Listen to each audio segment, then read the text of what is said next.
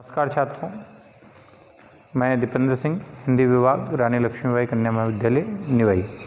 छात्रों, पूर्व की कक्षा में हमने प्राचीन काव्य के अंतर्गत तुलसीदास जी के बारे में चर्चा की थी। आज छात्रों हम चर्चा करेंगे कबीरदास जी के बारे में। जैसा कि छात्रों आपको पता है कि कबीरदास जी ज्ञानमार्गी शाखा के प्रतिनिधि कवि कहे जाते हैं। भक्ति काल के बारे में मैंने उस पूर्ववर्ती क्लास में बताया था कि भक्ति काल को 4 उपविभागों में बांटा गया। मुख्य रूप से 2 ज्ञानमार्गी और ज्ञानमार्गी के 2 भाग किए गए, प्रेम मार्गी और ज्ञानमार्गी। निर्गुण और सगुण जो 2 शाखा थी उनको तो उसे निर्गुण शाखा के ज्ञानमार्गी परंपरा के कवि रहे हैं कबीरदास जी। कबीरदास जी का जन्म छात्रों 1398 ईस्वी में अधिकांश विद्वान मानते हैं। आपका जन्म काशी ही सर्वमान्य माना गया है। ऐसी एक किंवदंती है कि विधवा के गर्भ से आपका जो है जन्म हुआ और लोकलाज की वजह से वो तालाब में छोड़कर चली गई और बाद में नीमा और नीरू नामक जुलाहा परिवार ने उसे लेकर जिनके कोई संतान नहीं थी उसने उनका कबीरदास जी का पालन पोषण किया। कबीरदास जी एक जुलाहा परिवार में आपका पालन पोषण हुआ। छात्रों, कबीरदास जी जिस समय जन्मे उस समय का जो धार्मिक और सामाजिक परिवेश था वो बहुत ही धुंधला कह सकते हैं हम, या आडंबरों और अंधविश्वासों से युक्त था छात्रों। तो इस परिवेश को देखकर मध्यकालीन जितने भी संत हुए हैं उन्होंने बाह्य आडंबरों और अंधविश्वासों का पुरजोर विरोध किया है। उसी एक श्रेणी में कबीरदास जी ने बिना लाग लपेट के खुलकर अंधविश्वासों, बाह्य आडंबरों, कुरीतियों आदियों का वर्णन उनके द्वारा किया गया।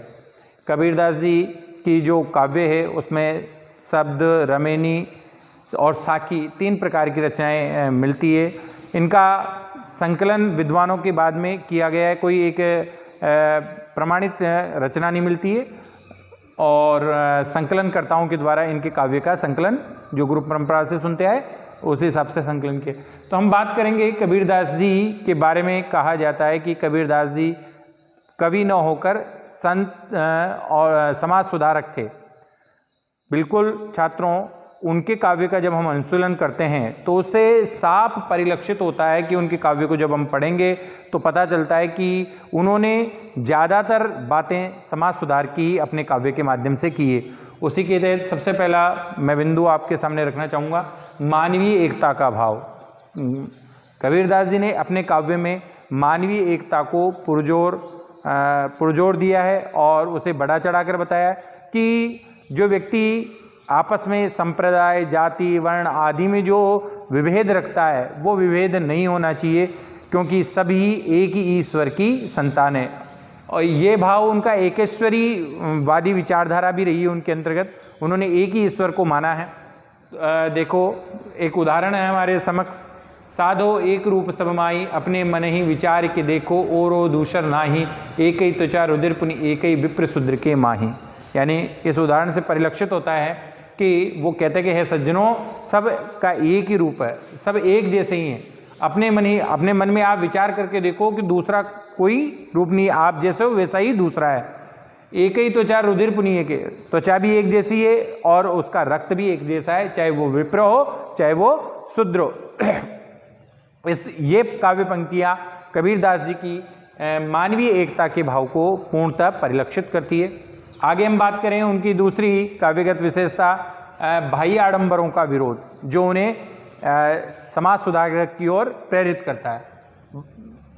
देखा, आपने पूर्ववर्ती क्लासों में भी पढ़े होंगे और आपके काव्य में भी, पाठ्यपुस्तक में भी कई पद आपको पढ़ने को मिले होंगे कि कबीरदास जी ने हमेशा बाह्य जो आडंबर है, दिखावा है, उसका बहुत अधिक विरोध किया है। ऐसी कुछ एक पंक्ति, काकर पाथर जोर के मस्जिद लई चुनाई, ता चढ़मुल्ला बांग दे क्या बहिरा होई खुदाई। यानी वो कहते हैं कि ईश्वर क्या बहरा हो गया है, पत्थर आदि से तुमने मस्जिद बना ली, ऐसे ईश्वर की प्राप्ति नहीं होगी। उनका मानना था कि ईश्वर कण कण में व्याप्त है, प्रत्येक इंसान में ईश्वर है और सभी के प्रति सम्मान का भाव मन में रख के, कोई दुराचार भाव अपने मन में नहीं रखे, दिखावा नहीं करे और ईश्वर की प्रत्येक प्राणी मात्र को ईश्वर मानते हुए व्यवहार करे, वही इस साधना श्रेष्ठ मानते थे।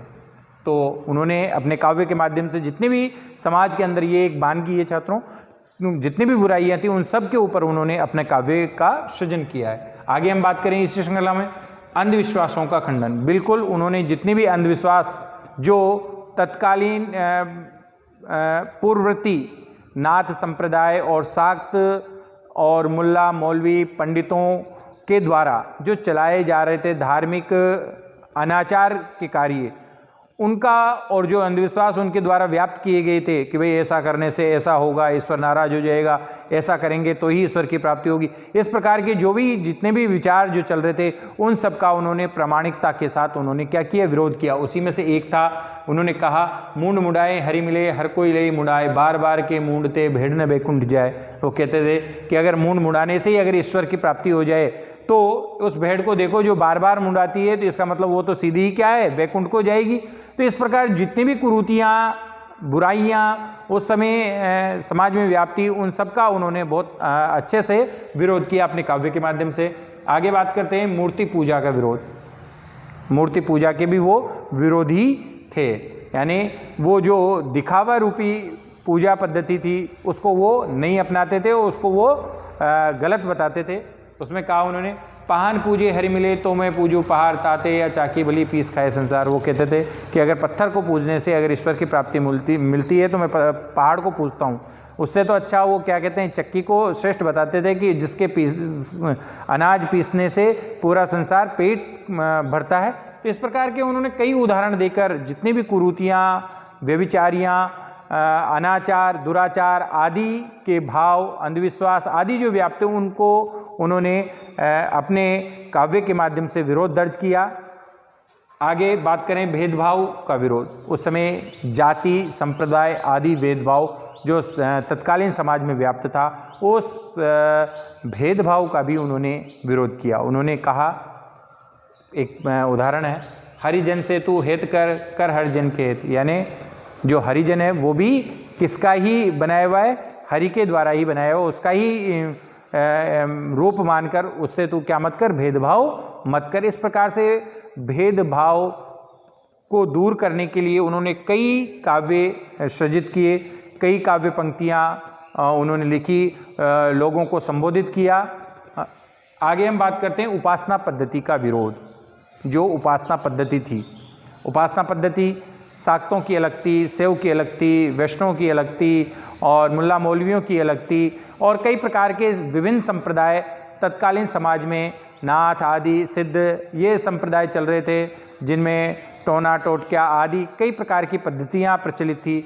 उन सब से आहत होकर उन सबको उन्होंने गलत ठहराया।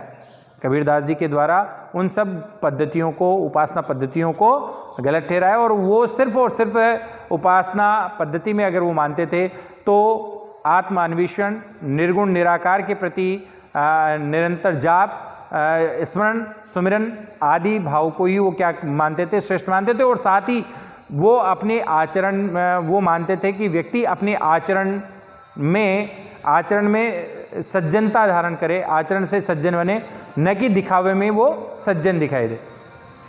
उपासना पद्धति के बारे में उन्होंने लिखा है, मुंड मुड़ाए सिर जटा रखाए, क्या तन लाए छारा, क्या पूजा पाहन किने, क्या फल दिए आहारा। यानी वो कहते हैं मुंड मिटाने से, जटाएं धारण करने से, तन पर बभूत रमाने से और पत्थरों को पूजने से और आहारा अर्थात व्रत उपवास आदि करने से ईश्वर की प्राप्ति नहीं होती। ईश्वर की प्राप्ति क्या होती है, आपस में सभी के प्रति एक जैसा भाव रखे, सज्जनता का भाव रखे, सभी प्राणी जीव मात्र में ईश्वर को मानते हुए उसके साथ वैसा ही व्यवहार करे, तो ही ईश्वर की प्राप्ति होती है, न कि दिखावे करने से ईश्वर की प्राप्ति होती है। तो छात्रों, जो पॉइंट अभी मैंने आपके सामने रखे, उन सभी अगर पॉइंटों से अगर हम को ध्यान में रखें तो उससे एक चीज़ परिलक्षित होती है कि कबीरदास जी कवि बाद में थे, पहले क्या कहलाते हैं, समाज सुधारक। क्योंकि जितनी भी उनके काव्य में जो ये विशेषताएं विद्यमान हैं, ये उन्हें समाज सुधारक के रूप में प्रतिस्थापित करती है। छात्रों, कबीरदास जी का जो स्वभाव था वो भीड़ एकत्र करने में विश्वास नहीं करते थे, न घुमक्कड़ी जीवन जीने में विश्वास करते थे। वो घर में रहकर ही संत और सज्जन जो उनके संपर्क में आए उनके साथ अपने विचारों का आदान प्रदान करते थे और बुराइयों का विरोध वो करते थे। यानी कहीं भी कबीरदास जी के आचरण में दिखावा, बाह्य आडंबर, कुरीति आदि का कहीं कोई भाव नहीं था। जो उस तत्कालीन समाज में व्याप्त थी उन सभी चीज़ों का विरोध उन्होंने अपने काव्य, मुक्तक काव्य के रूप में उन्होंने दर्ज कराया, जिसको हम पढ़ने से ये उक्ति चरित्रार्थ होती है कि कबीरदास जी कवि बाद में अपितु पूर्व में क्या है, एक समाज सुधारक है। इस प्रकार का अगर प्रश्न आता है तो छात्रों आपको इस प्रकार के पॉइंट बनाकर उसका आंसर उदाहरण सहित स्पष्ट करना होगा। धन्यवाद।